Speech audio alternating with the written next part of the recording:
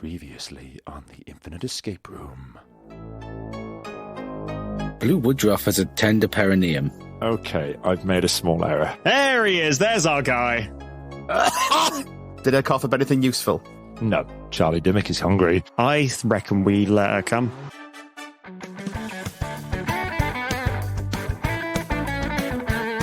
Hello, and welcome to the Infinite Escape Room, the puzzling podcast where geographically diverse chums come together, solve an escape room of the ears, and then bugger off to the pub for a drink. I'm Mike, and having recently done a DNA test, I've discovered that I'm descended from the word quelch. And joining me this evening, we have... Hello, I'm Jamie, the man of 1,000 faces. You might think that reputation has been earned because I do impressions, whereas in fact I have a very extensive collection of gimp masks in my house. I do parties, birthdays, and bar mitzvahs. Check out my website /OnlyFans. Hello, my name is James. My intro is much shorter than that in the sense that I just wanted to let you know that I invented the ice cream scoop. Nice. That's a fantastic claim to fame. Was that an intentional invention? No, not at all. No, it was a hand cupping thing that then evolved, really, I suppose. Really? Separate podcast, I think. It's a rigorous design process, isn't it? Yeah. My name is Nick, and I have an artificial nose. How do you smell? Oh. You can't not when you get the setups. I just thought I'd give you one. No, that sounds worse, doesn't it? Is it made of fleshiness, or is it like a ceramic deal? Where are you going? Yeah, blue tack. Oh, useful. You can, yeah. Well, the thing is, you can fix anything with blue tack, and it also means that if I ever need blue tack, I can just hoik my nose off, stick something up, put my nose back, reshape it a little bit. Job's a good one. I enjoyed the phrase, is it made of fleshiness? As you can see, I am the height of intellectualism. And I know all the best words. I think that's a medical term, right? Yeah. Oh, yes. Yeah, it's more blue tackiness than fleshiness. And Nick should know because Nick is a professor. We met at the Playful Learning Conference. Again, we've met before, but we met again at the Playful Learning Conference, and I met James as well last week, which was a laugh and a half. So they're coming in with some incredible educational, academic mega chops on them. So I've amped up the difficulty massively for this one. Wow. Oh, Lord. Excellent.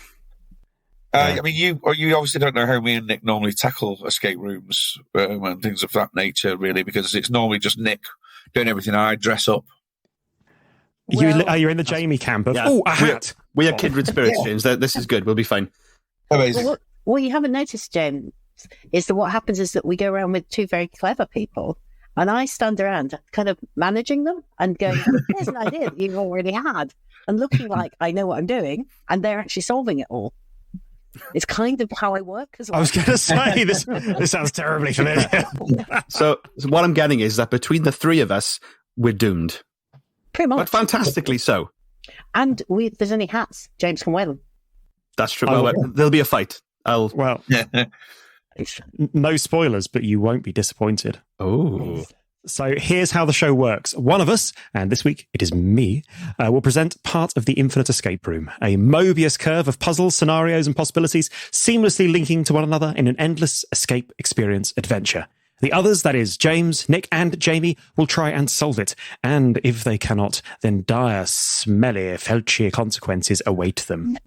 It's thirsty work escape rumoring, though. So after each one, we take a step halfway off of infinity to the pubiverse, and we find a cozy boozer for a pint, a debrief, and a chat. And this week's episode is brought to you by Dr. Bungus Marule's Big Brown Stools. Do you find yourself finishing a hard day with a massive pain in your lower back? Why not slip out one of Dr. Marule's patented ergonomic stools and drop it between your feet? Go to bigbrownstools.com and use the code INFINITEESCAPE to get a free stool sample today. Dr. Marule's Stools. Great for your feet, great for your butt. And this episode is also brought to you by our wonderful, fabulous, generous patrons. And in this And this week, I particularly like to thank Dave Shaw, Jen McPhillamy, and Geneva Kaplan, Jade Shaw, Dave Lecomte, and Laura Vance. Thank you so very, very much. You are the wind in our sails, the remaining hair on my head, both of them, that one knee that can always be relied on to bend without making any fuss. Thank you so very, very much. Thank you. If you'd like to join their ranks for as little as £1 a month, you can do so over at theinfiniteescaperoom.com/patron, or the other way around. That URL should have been the other way around. But you get early access to episodes, bonus material, unedited episodes when they're publishable, and more. Anyway, that's the sponsors and the premise. Are you ready, folks? Let's do this. Be more ready. Then let's enter the Infinite Escape Room.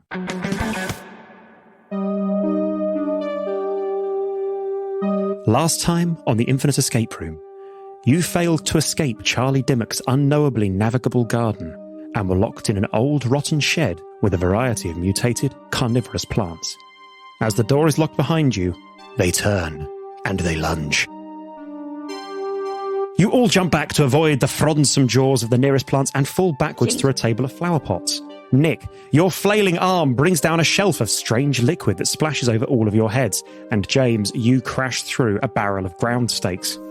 As the three of you collapse into this pile of detritus, an absolutely massive set of leafy jaws, Little Shop of Horrors style, open up above you and descend, closing on you and swallowing you all in one big plant-based gulp. Oh, no. You slide down its gullet, but rather than ending up within a flower pot or a root system, you find yourself sliding backwards, and then into blackness.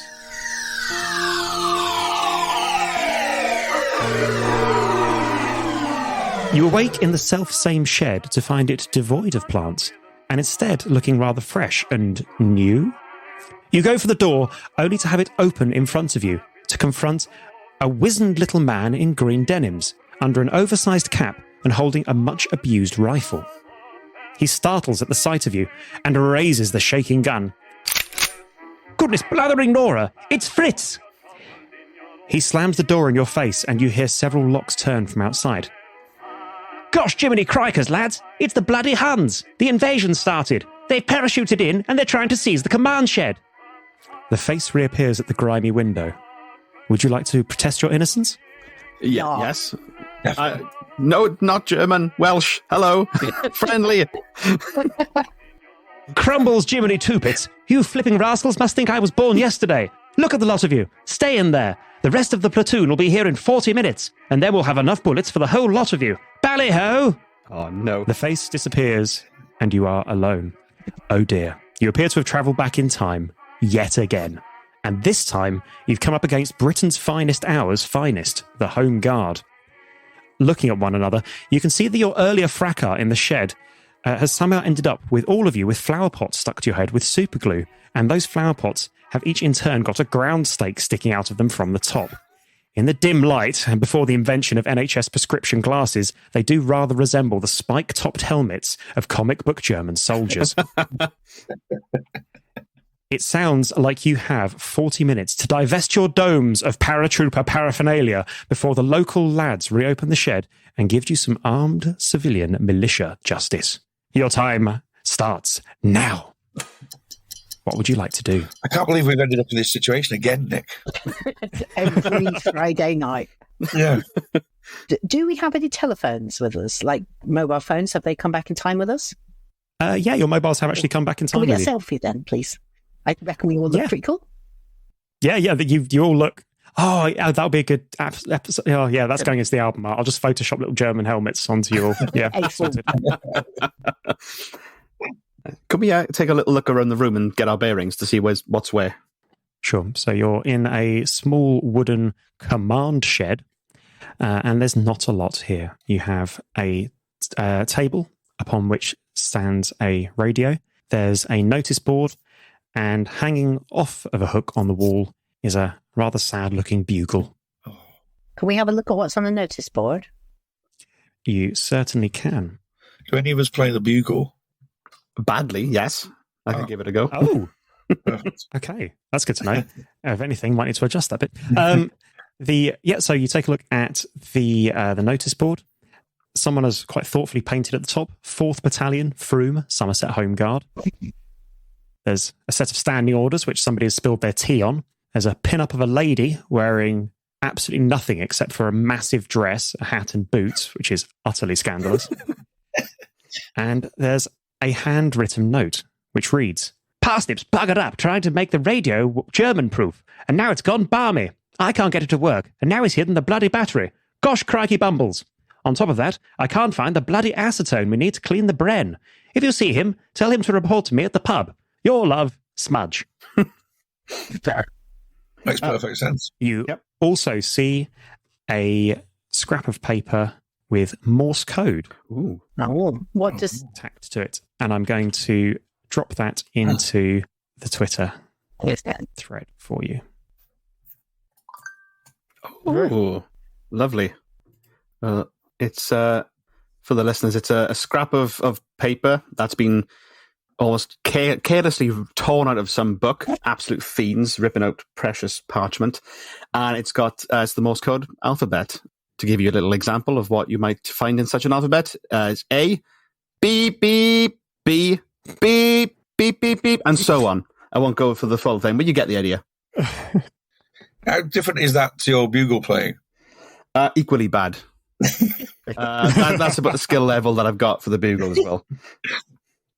Can you take all the bits of paper off the notice board and see whether there's any secret messages behind them?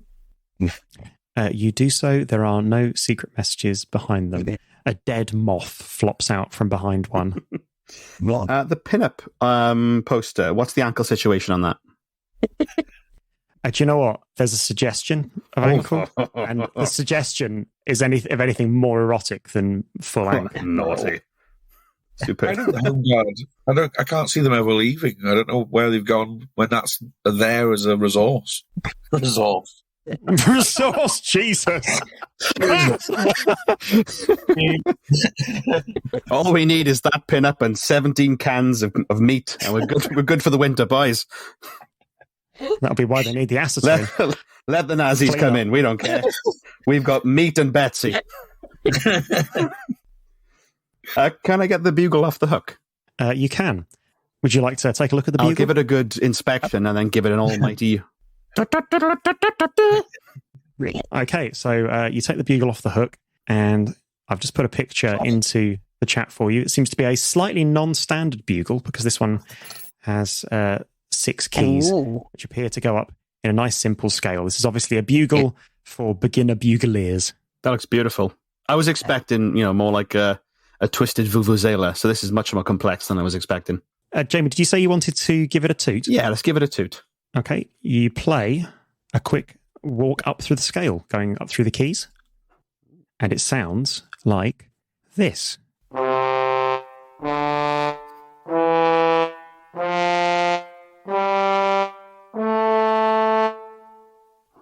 That's way more in tune than I would have played it, but I'm thankful that you've made me look good. And a copy of that has gone into the Twitter thread, should you so need it. That's the noise that normally accompanies me upstairs as well, which I wasn't moving at all then. So. I'd have them play it in Greg's, just like all Greg's should have that as the theme. Just to discourage you from walking all the way to the counter and then waddling back in shame. Okay, so we got these. What do the standing orders say? Covered in tea. Can I give it a little lick to see if it's still warm tea? Okay, you taste rationed tea, which is mostly dead, dried cat. Tastes like canned meat. So, what happened to the rest of the cat? Fell in the kettle. Drowned. Delicious. Times are hard. Make do and mend. Make do. Eat the cat. What else is around us? What else have we not explored? Okay, so there's the wooden shed, and there's in the centre of the room, it's quite a bare room, the table upon which sits a radio. Can you check underneath the table that there is not a message underneath the table? Nick, you've been here before. Checking underneath the table, you find 2 things. The first you find is a large square battery pack taped to the underside. The second appears to be a hidden drawer, which has a 5 reel letter combination lock. Oh. or 5 tumbler, whatever. Interesting. Are those numbers or letters? Letters. Oh. Interesting. Could you try the word pubes on the letter lock, please? You do. You very slowly put that into the wheel, snickering the entire way. Because I know you, Nick. Nick's. I wish we don't record video for these, but I really wish you could see because Nick's got a good snicker. Yeah, it fails to open, but you do get a little warm glow inside, knowing that you've done a rude. One day. I mean, to be fair, Nick, if it had been in a different episode, it might have opened. Yes, pubes, the classic code word of the Home Guard. That's the episode of Dad's Army they wouldn't release to the public. Don't show him, Pike. Gott in Himmel!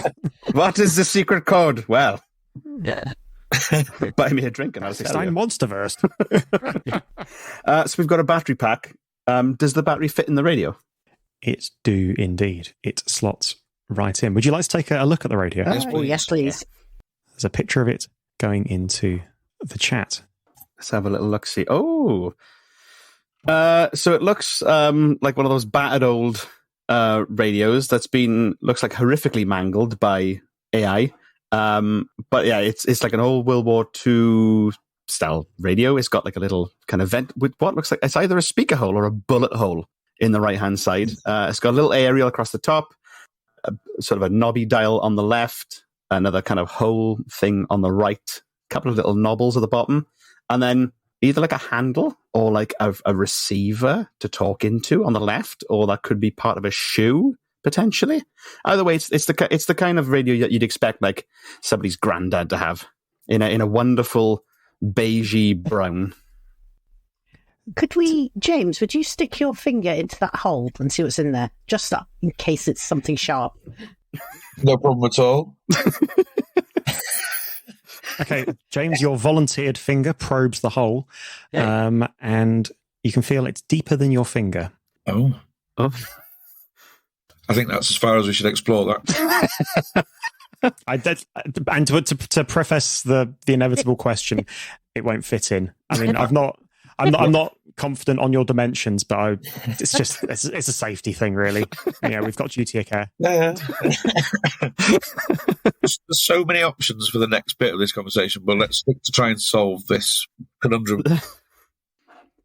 What's going on with the sort of papery bit on the left-hand side? It looks like there's a piece of white paper that has been cut. Oh. So the papery bit is now Good spot. irrelevant because I moved that puzzle component and didn't change the image. It vanishes mysteriously. Your first note should actually have probably appeared under the radio initially, but then I moved it onto the notice board so you wouldn't miss it. Did we put the battery? Are we just staring at this blank, or have we put the battery pack in? You have indeed put the battery pack in, and just to kind of supplement Jamie's explanation, the significant components of the radio are indeed the rather large hole, and as you've discovered, a deep hole on the one side, the volume knob on the left, and the hole where the tuning knob should fit in but is missing on the right. The radio with the battery pack plugged in still doesn't appear to have powered on. Can we try switching it on? I'm afraid you flip the only button you can see and nothing happens. We're going to have to go on a knob hunt, guys. I've known you for so long that I knew you were going to say that. I'm so predictable. I should add that to my soundboard, really, shouldn't I? Can I give the bugle a little bit of a shake in case there's something lodged inside the trumpety bit?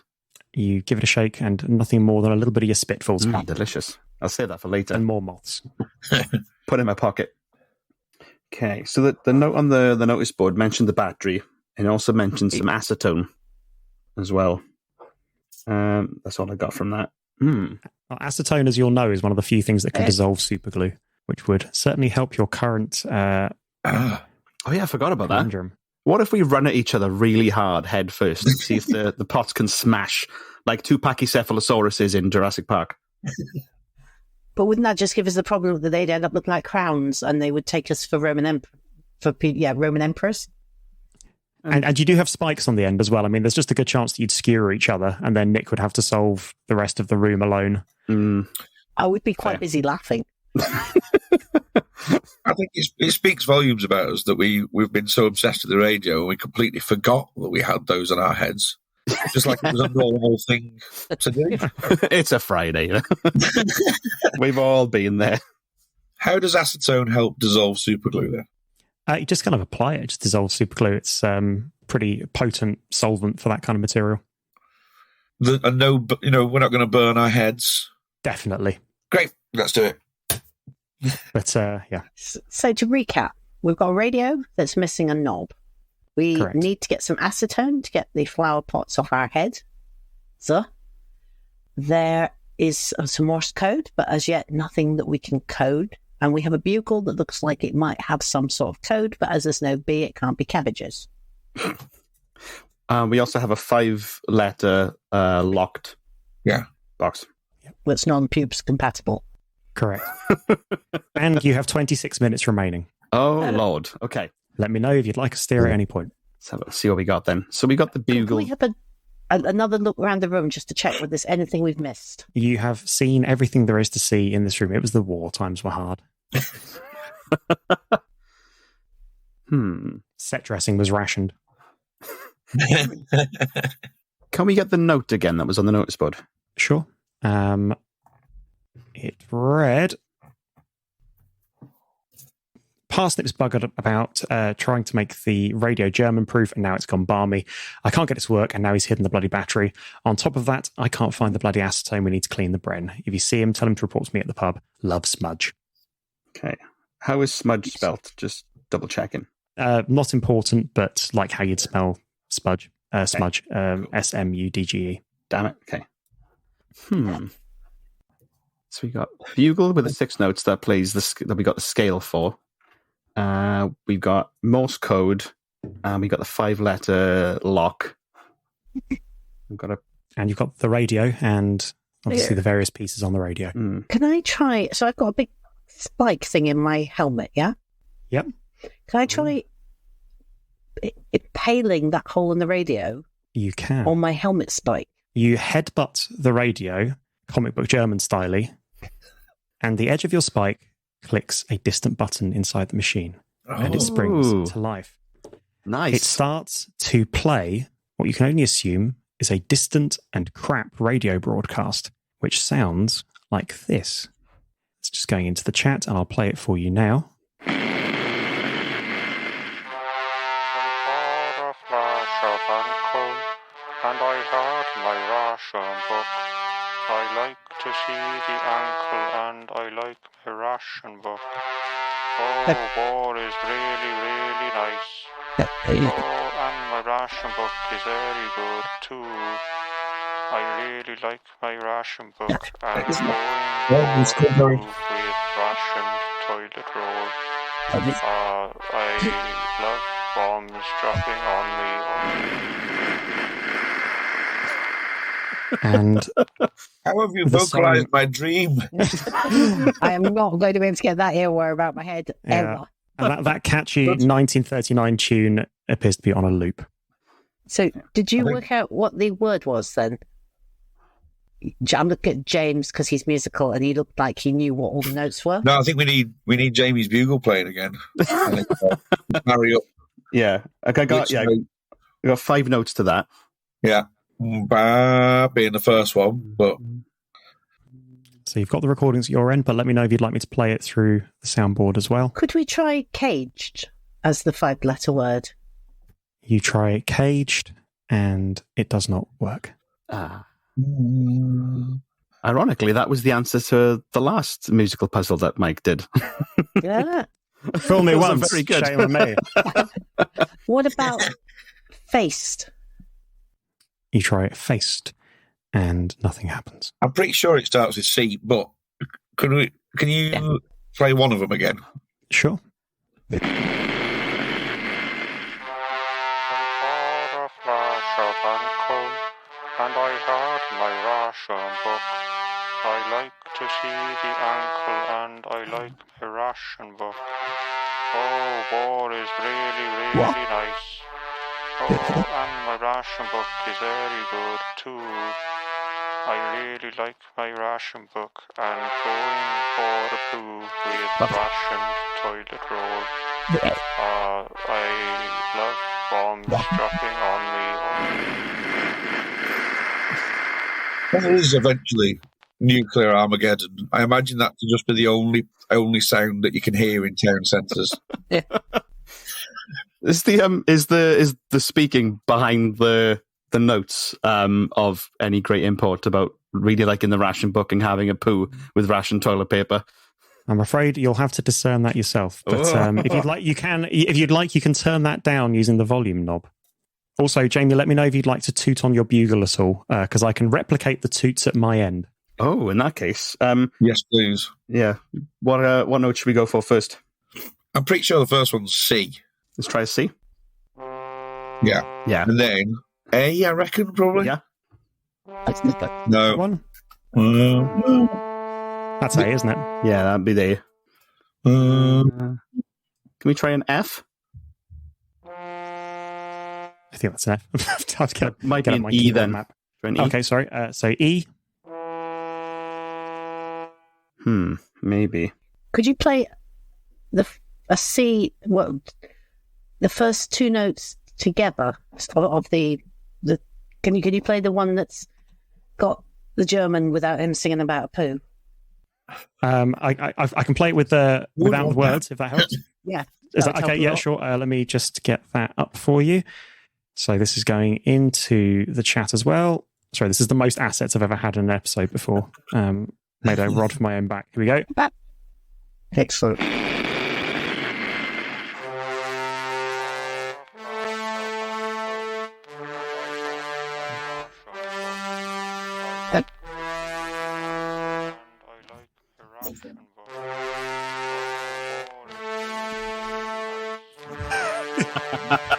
James just bought a guitar out. So the third and fifth notes sound the same.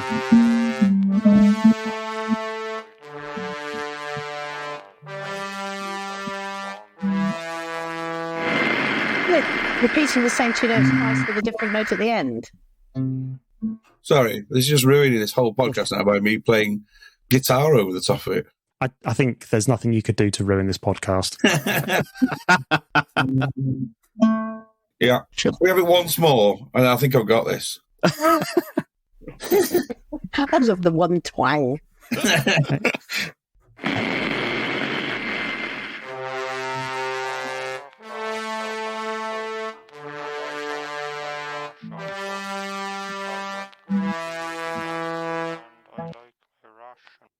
Could it be catch?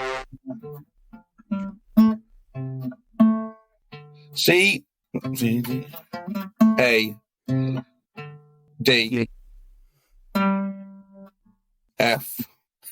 This is a popular. This is a useful word. Can yes, that word.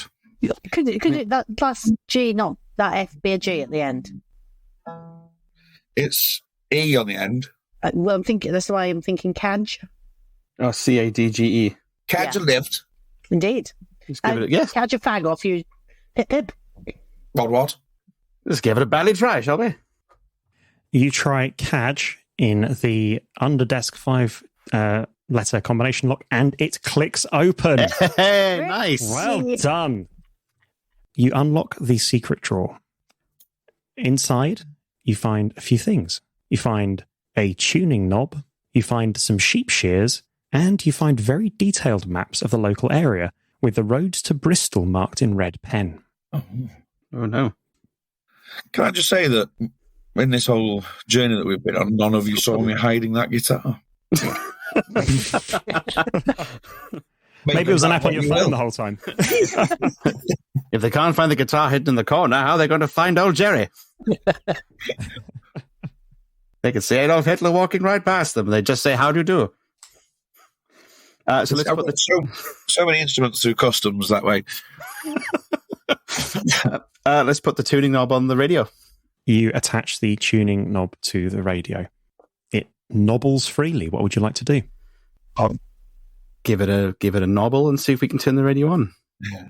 Okay, so you give it a nobble, you give it a twist and a flick of the wrist, and work your way through static and frequencies and static and static and static until suddenly you happen upon this. He came to sow his wildest flowers, he sowed them in my bed. My flower bed, that is, and not my drawers, which of course would be improprietous. But then there was this lovely American air and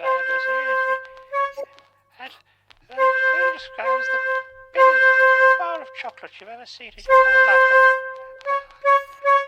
I think it's another rationing being what it is.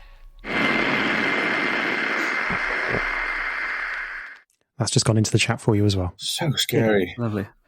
So I was busy listening to Granny Nonsense, so I didn't twig until I later. think I've written it down. I'm just trying to...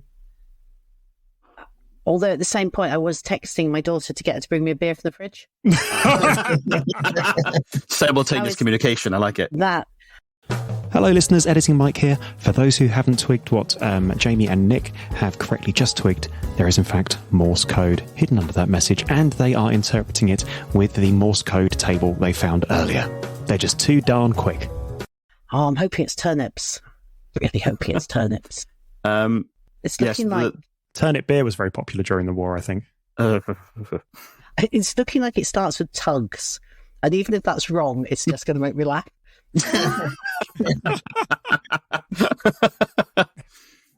Okay. No, it's probably wrong. Should we listen to it one more time? That would be very helpful. Yeah. He came to sow his wildest flowers, he sowed them in my bed. My flower bed, that is, and not my drawers, which of course would be improprietous. But then there was this lovely American air and it describes the biggest bar of chocolate you've ever seen in your whole life. I think it's another rationing being what it is. Yes, the first one is a T.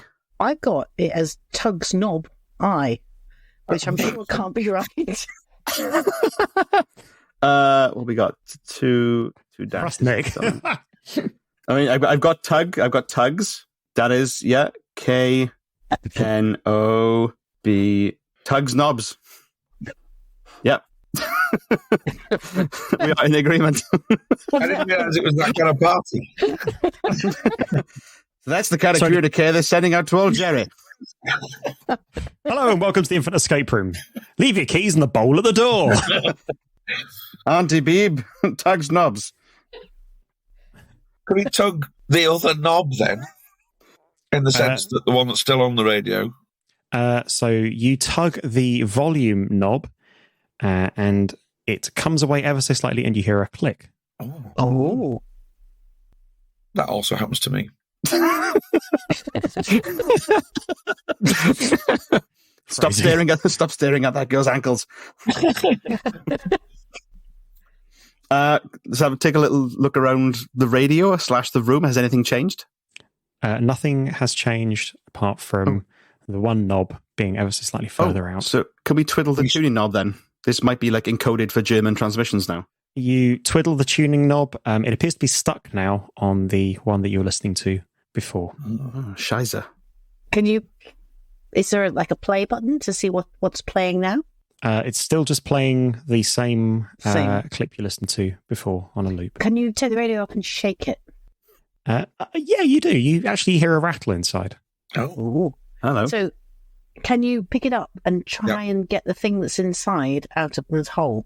You try, nothing drops out of the hole. What I liked about that, though, is that though this is a very odd audio format, we both visually tried to do that then, Nick. For no reason. Vigorous shaking of air, just to make sure. Well, it was more in case Mike didn't understand how you would pick up a radio and shake it around. Yeah, it's never happened before. You have 11 minutes and 50 seconds remaining. Can we pull out the tuning knob? You do. You tug knobs, plural. The tuning knob as well makes a little click, and then the entire front of the radio comes away. Oh. Inside, you find a small hollow compartment filled with a tangle of wires and a blinking red light. You also find a bottle of acetone. Yay! And a note, which is going into the chat. Nick or James, could I trouble you to please read the note? Oh, it's in Nick? German. Do you want me to translate it? Yeah. Their English mit their inefficient education will never comprehend mein Enigma Cipher Mark II. I don't think you read that in German. I translated it into English for you. Fine. No. And there is also I think it's a picture of a carrot, but it might also be a picture of... Careful now. It's a carrot. It's a carrot, isn't it? But it seems to have sort of 3 spikes on top of it. On the reverse of the note, you see What? this. Oh. Oh, so it's a series of numbers. Hello, listeners. Editing Mike again. If you'd like to play along at home, those numbers are in the show notes, but are also -2, +20, -3, -10, +4, -12, 0, +11, and -17. There's 9 of them. Just to give you an idea of what you're seeing inside the radio. Oh, hello. It's exciting. Yeah. So the front panels come off the radio. That's sort of the front bit, the sort of grill mesh kind of thing. You've got this massive red HAL-like eye that looks like a murderous version of the Flight of the Navigator alien, for those that watch that masterpiece, with loads of red and black wires trailing out of it that have been crudely duct taped together at some point to form a cluster of wires on the left-hand side. Jamie, our very own child of the 80s. I love that film so much. Are these frequencies, do you think? Or am I just going on? I No. was thinking Oh, they like a- might... Yeah. Yeah.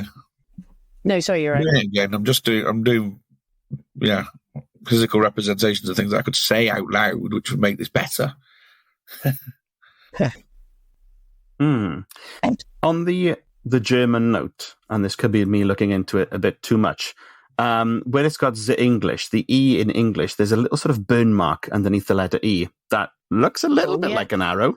That could be the start letter, and then you Go back move to around. forward 20, and that's... I was thinking that... Yeah. It could also just be the texture of the letter. Well, balls. I'm glad you said that, because I would have gone down a hell of a rabbit hole. Much as I want you to go down that rabbit hole. We don't have the time. Can we get the things off our heads now with the acetone? You can. Should we do that then? Let's de-superglue ourselves. Yep, that sounds good. Yep. You Can we de-superglue James first, just in case? Yep, sure. James, it actually does an incredible job on your hair. You look lustrous. Oh. Like, who knew acetone nail varnish remover was the secret key to fab hair all along? Yeah, I say this as a bald person who definitely doesn't want more bald friends, listeners. Yeah. Nick, you do the same. Jamie, you do the same, and all your hair falls out. Well, at least I can join the gang now. It's cool. I'll save a fortune on shampoo, and you have 8 minutes remaining. Oh, God. Awesome. The What's in our song plant from pots last time now? is still playing on a loop. Sorry, James? Can we look in the plant pots then? Yeah, sure. There's just kind of like dried glue, except for Jamie's, which has lots of hair in. Oh, Yeah, that's fair. great. Can we listen to the words behind the flute playing? Are we able to extract that? No, I'm afraid the volume knob only seems to be able to turn the dialogue down rather than up. I was thinking the same idea with the letters, whether it's something to do with the words, but then only an evil mastermind would expect solvers to do that. Interesting. So we've got 1, 2, 3, 4, 5, 6, 7. There's 9 sets of numbers that would be given on the back of this. What's the Yeah, more carrot than got 9 to do words. with anything? What's German for carrot? I'd Das say- carrot. I'd say it looks more like a parsnip. Oh, it's Ah. oh, So the note on the notice board mentioned parsnip. so parsnip was parsnip is a German spy then. Quite possibly. Okay. Okay, so what do we do with this then? This is normally the kind of escape room clue where I leave everyone else to do it and I just dress up. Well, So- why don't you make yourself a little tower out of the 3 remaining Yeah. plant pots? Mm. Or a pair I of was going to ask shoes. Jamie for his plant pot with all his hair in anyway, just for my own nefarious purposes, and that's absolutely fine. No, that's fine, yeah. I've had multiple voodoo dolls made of me over the years. You can carry on. You have 6 minutes remaining. Let me know if you'd like a steer. I think we may need one, potentially. I'm happy to defer to you. Well, would you like a steer, Nick James? Oh, no, this goes against everything we stand for. Yeah, well, I do want to get to the pub, though. Can we have a little steerlet? You can. So you correctly said that there are 9 sets of numbers here. You've also had 9 of something else. And the song from the previous thing is still playing on a loop in the background. Ah, so the tugs knobs is 9 letters long. Gotcha. So if we it's use T minus 2, U plus 20. Yeah. unless 5 that, minutes well, U remaining. plus 20 is, it loops back into the alphabet. So if we do the opposite, because maybe that's the encode, the decode, we do the opposite. Or we do both ways and see which one works. Or why don't we try taking 3 letters? Somebody takes the first 3 letters, somebody takes the next 3, and then the last 3. Yeah. I don't want to have to do anything. Well, you can do the one that stays where it is. I want to I've put a conversion table into the Twitter chat for your convenience. Ah, thank you.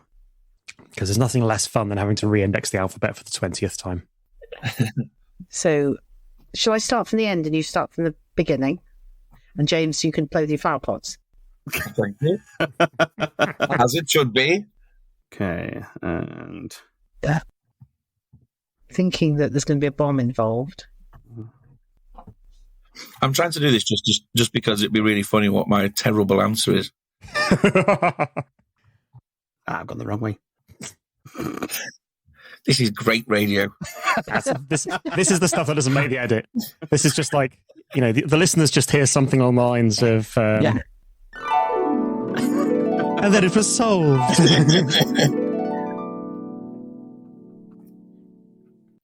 I've got bomb for the last word.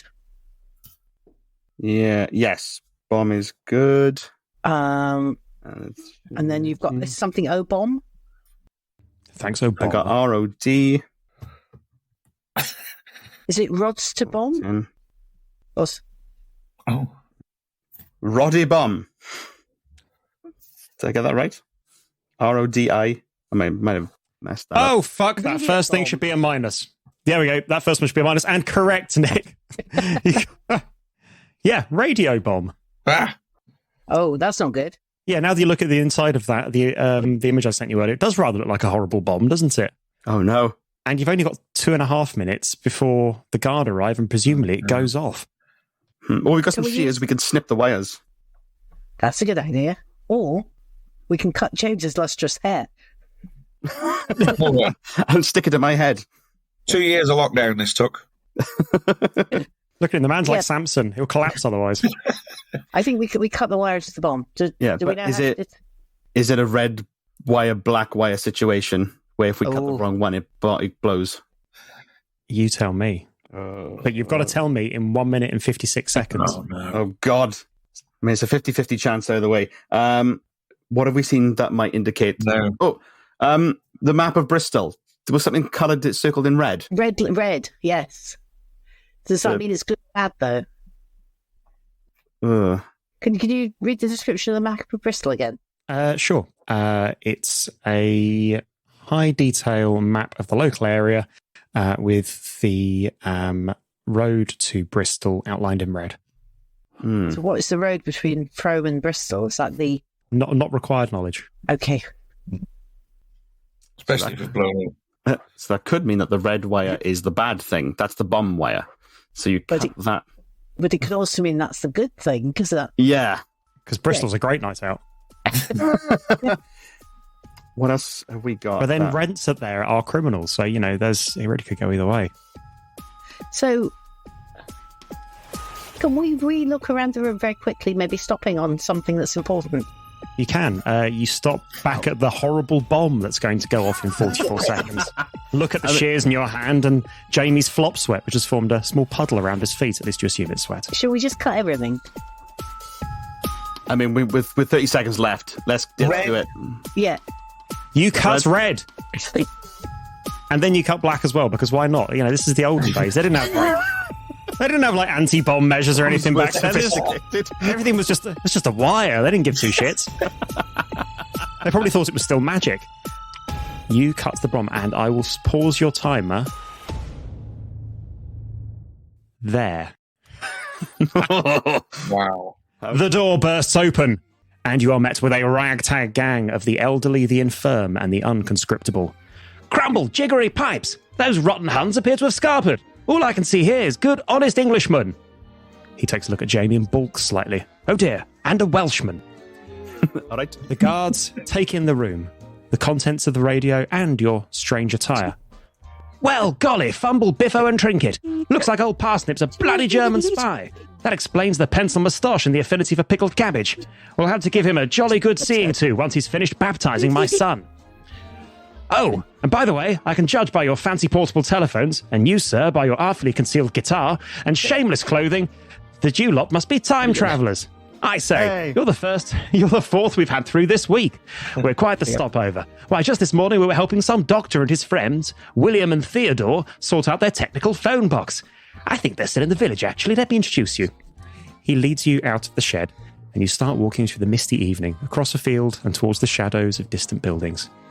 By the way, no spoilers on the war, on who wins it. We're all terribly interested to see which way it goes. You arrive in the village as the blackout blinds are drawn across dimly lit windows. At the end of the street awaits a blue telephone box. Which explodes! To be continued, you've solved my puzzle. Well done! And you solved it with 9 seconds to spare. Yeah! As any good bomb defusal should be, down to the wire, literally. Well done, everybody. Great Jolly. game. Thank Jolly. you. That was great. Well, Phew, that was good. That was tense. so let's have a little debrief and a pint at the pub. And to you listeners, we'll see you there. Thank you very much for listening. You can subscribe to us on all your favourite apps, feeds, iTunes, and at our website, theinfiniteescaperoom.com. You can follow us and get in touch via Facebook and Twitter at @tier_podcast. We love you lots, and we'll see you next time on The Infinite Escape Room. Bye-bye now. Bye-bye. Bye. Bye.